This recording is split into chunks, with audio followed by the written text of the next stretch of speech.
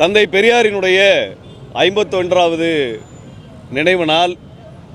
தந்தை பெரியார் தமிழ்நாட்டிலே, இந்திய மண்ணிலே இந்த ஆரிய மூட வழக்கங்கள், சாதிய பாகுபாடுகள், பெண்ணடிமைத்தனம், வைதிக கோட்பாடுகள் ஆகிய அனைத்தும் அப்புறப்படுத்தப்பட்டு அனைத்து மானிடரும் சமத்துவமாய், சம உரிமையுடன், சுயமரியாதையுடன் வாழ வேண்டும் என்பதற்காக போராடியவர். இன்றைக்கு அந்த சுயமரியாதை உணர்வுக்கும் சமத்துவத்திற்கும் ஆபத்து ஏற்படுகின்ற வகையிலே இந்துத்துவ அமைப்புகள் இயங்கிக் கொண்டிருக்கின்றன. பாரதிய ஜனதா கட்சி, சங் பரிவார் கும்பல்கள் தமிழ்நாட்டிலே வன்முறையை தூண்டுகின்ற வகையில் தொடர்ச்சியாக பேசி வருகிறார்கள். சமீபத்தில் கூட அண்ணாமலை பேசும் பொழுது பாரதிய ஜனதா கட்சி தொண்டர்களை ஆயுதம் எடுக்கக்கூடாது என்று நான் அமைதிப்படுத்திருக்கிறேன் என்று பேசுகிறார். இங்கே தமிழ்நாட்டிலே அவர்கள் ஆயுதம் எடுக்கக்கூடிய அளவுக்கு என்ன மோசமாக நடந்துவிட்டது? இந்தியா முழுவதும் வன்முறையை கொண்டு வரக்கூடிய செயலை செய்யக்கூடியவர்கள் பாரதிய ஜனதா கட்சிக்காரர்கள் தான். அண்ணாமலைக்கு நாங்கள் சொல்லிக்கொள்ள விரும்புகிறோம் என்னவென்றால், நீங்கள் ஆயுதத்தை தூக்க வேண்டாம், நான் அமைதிப்படுத்துகிறேன் என்று சொல்லுகிறீர்கள். முடிந்தால் தூக்கி பாருங்கள். தமிழ்நாடு எப்படி பதில் சொல்லும் என்பதை வரலாறு சொல்லியிருக்கிறது. இது வடநாடு கிடையாது. இது இந்துத்துவ அமைப்புகள் ஆக்கிரமிக்கக்கூடிய அல்லது இந்துத்துவ அமைப்புகள் இங்கே இந்த மண்ணை கட்டுப்படுத்தக்கூடிய அரசியல் தமிழ்நாட்டில் கிடையாது. பாரதிய ஜனதா கட்சியினுடைய அண்ணாமலை, அர்ஜுன் சம்பத், ஹெச் ராஜா போன்ற நபர்கள் எல்லாம் தமிழ்நாட்டில் வன்முறை விதைக்கின்ற வகையில் தொடர்ச்சியாக பேட்டியளித்து வருகிறார்கள், பேசி வருகிறார்கள். தமிழ்நாட்டில் ஜனநாயக அரசியலை, உங்களுக்கு என்ன கோரிக்கை இருக்கோ அந்த கோரிக்கையை பேசுங்க. இன்னும் பிஜேபி காரனெல்லாம் நான் அமைதியாக இருக்க சொல்லியிருக்கிறேன், பிஜேபி காரன் எல்லாத்துக்கும் தயாராக இருக்கிறான்லாம் இங்கே பேசுகிற அளவுக்குலாம் அண்ணாமலைக்கு இந்த துணிச்சலை யார் கொடுத்தது? தமிழ்நாட்டில் எந்த கட்சியும், ஆளும் கட்சியோ எதிர்கட்சியோ கூட்டணி கட்சிகளோ இப்படி வன்முறையான வார்த்தைகள் பேசி நாம் கேட்டதே கிடையாது. ஆனால் தமிழ்நாட்டில் இப்படியெல்லாம் வன்முறை செய்யணும் அப்படின்னு பாஜக கும்பல் விரும்புகிறது, அதை தூண்டுகிறது. இது பெரியார் மண்.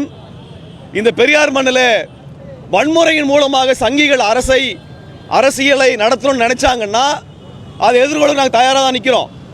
கருப்பு சட்டை இருக்கிற வரைக்கும் காவி சட்டைகளுடைய வாலாட்டுதலை ஒட்ட நறுக்கிடுவோம் அண்ணாமலைக்கு சொல்கிறோம் நாங்கள். அதே போல் இந்த நாம் தமிழர் கட்சியினுடைய சீமானுக்கு நான் சொல்லணும்னு நினைக்கிறேன்.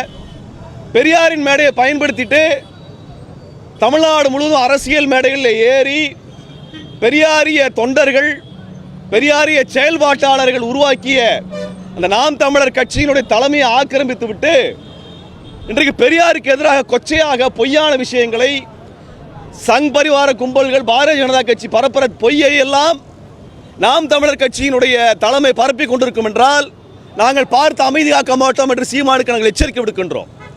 இதற்கு மேலும் தமிழ்நாட்டிற்குள்ளாக பொய் பரப்புரைகளை சீமான் கும்பல் செய்யும் என்றால் அதை எங்கே, எந்த இடத்துல கையாள வேண்டுமோ, எப்படி கையாள வேண்டுமோ அப்படி நாங்கள் கையாளுவோம் என்று சீமானுக்கு நேரடியாக நாங்கள் எச்சரிக்கை விடுக்கின்றோம்.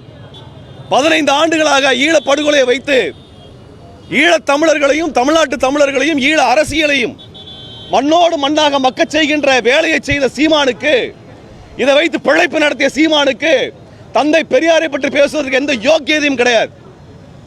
சீமானுடைய முகத்திரையை கிழிப்பதற்கு ரொம்ப நேரம் ஆகாது. 15 ஆண்டுகளாக தமிழ்நாட்டில் எழுந்த ஈழ ஆதரவு அரசியலை மடைமாற்றிய அயோக்கியத்தனத்தை செய்த சீமான் தந்தை பெரியாரை பற்றி இனிமேலும் பொய் பேசுகின்ற, பரப்புரை செய்கின்ற செயலை பாரதிய ஜனதா கட்சிக்கான ஆதரவாக பெரியாரை இழிவுபடுத்துகின்ற வேலையை செய்வார் என்றால் நேரடியாக நாங்கள் எதிர்கொள்ள தயாராக இருக்கிறோம் என்று சீமானுக்கு நான் எச்சரிக்கை விடுக்கின்றேன். ஆகவே இது தந்தை பெரியார் மண். இங்கே சங் பரிவார கும்பல்கள் வன்முறை வார்த்தைகளை இங்கே அள்ளி வீசிக் கொண்டிருக்கிறார்கள். தமிழ்நாட்டு காவல்துறை கைகட்டி வேடிக்கை பார்த்து கொண்டிருக்கிறது. இங்கே நாங்கள்லாம் போராட்டம் நடத்தினா பழைய கவர்மெண்ட் பஸ்ஸில் எங்களெல்லாம் கைது பண்ணி கொண்டு போகக்கூடிய தமிழ்நாடு காவல்துறை கோயம்புத்தூரில் அண்ணாமலை பேசுவதற்கு மேடை போடுவதிலிருந்து எல்லாவற்றுக்கும் அனுமதித்து அவர் ஆம்னி பஸ்ஸில் ஏற்றி கொண்டு போயிருக்கிறாங்க. யார் வீட்டு காசு? தமிழ்நாடு காவல்துறை யாருக்காக வேலை செய்கிறது? திமுக அரசு யாருக்காக வேலை செய்கிறது கேட்க விரும்புகின்றேன். காஞ்சிபுரத்தில் வணிக பெயர் பலகை எல்லாம் தமிழில் கொண்டு வர வேண்டும் என்று பிரச்சாரம் செய்தவர்கள் சிறையில் அடைக்கப்பட்டிருக்கிறார்கள். தமிழிலே பெயர் பலகை வைக்க வேண்டும் என்று தமிழ்நாட்டிலே அரசு உத்தரவு இருக்கிறது, அரசாணை இருக்கிறது. அதை நடைமுறைப்படுத்த வேண்டும் என்று சொன்ன தமிழ் அறிஞர்களை, தமிழ் உணர்வாளர்கள் சிறையில் அடைக்கப்பட்டிருக்கிறார்கள். இன்றைக்கு தந்தை பெரியார் நினைவு நாளிலே ஊர்வலம் நடத்த வேண்டும் என்ற காஞ்சி மக்கள் மன்றத்தினுடைய அந்த பேரணியை காவல்துறை தடுத்திருக்கிறது. அறிஞர் அண்ணா பிறந்த காஞ்சிபுரத்தில் இதுதான் நிலை என்றால், நான் திமுக அரசை பார்க்க கேட்க விரும்புகின்றேன். நீங்கள் பெரியாரின் அரசியலை செய்கின்றேன், திராவிட மாடல் நடத்துகிறேன் என்று சொல்லுகின்ற திமுக அரசு அங்கே அண்ணாமலை செய்யக்கூடிய அட்டூழியத்துக்கெல்லாம் கைகட்டி வேடிக்கை பார்த்துக் கொண்டிருக்கிறீர்கள்.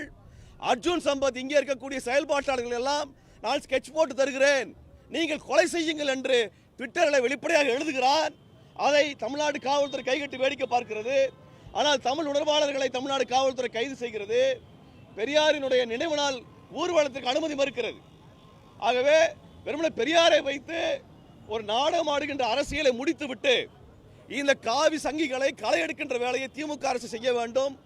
அது இல்லை என்றால் காவிகளுக்கு திமுக அரசு துணை போகிற குற்றச்சாட்டுக்கு ஆளாக நேரிடும் என்பதை தந்தை பெரியாரினுடைய 51வது நினைவு நாளில் நான் சொல்லிக்கொள்ள விரும்புகின்றேன். இதே நினைவு நாளை முன்னிட்டு கிட்டத்தட்ட 5 வருடங்களுக்கு முன்பாக திருச்சியில கருஞ்சட்டை பேரணி நடத்திய அமைப்பை சார்ந்தவர்கள் நாங்கள். அவை தமிழ்நாடு முழுவதும் கட்சி சாராமல் பெரியாரிய தொண்டர்கள் ஆயிரக்கணக்கில் லட்சக்கணக்கில் இருக்கின்றோம். ஆகவே சங் பரிவார கும்பலும் நாம் தமிழர் கூட்டமும் இதை கணக்கில் எடுத்துக்கொண்டு பெரியாரின் மீது இழிவுபடுத்துவதை நிறுத்த வேண்டும். அப்படி இழிவுபடுத்துபவர்களை திமுக அரசு உடனடியாக வழக்கை பதிவு செய்து நடவடிக்கை எடுக்க வேண்டும் என்பதை சமயத்தை சொல்லிக் கொள்கின்றேன். தந்தை பெரியார் மண்ணை எவனாலும் எக்காலத்திலும் ஆண்டு விட முடியாது, ஆக்கிரமித்து விட முடியாது என்பதை இந்த சமயத்தில் நாங்கள் சூளுரையாக முன்வைக்கின்றோம்.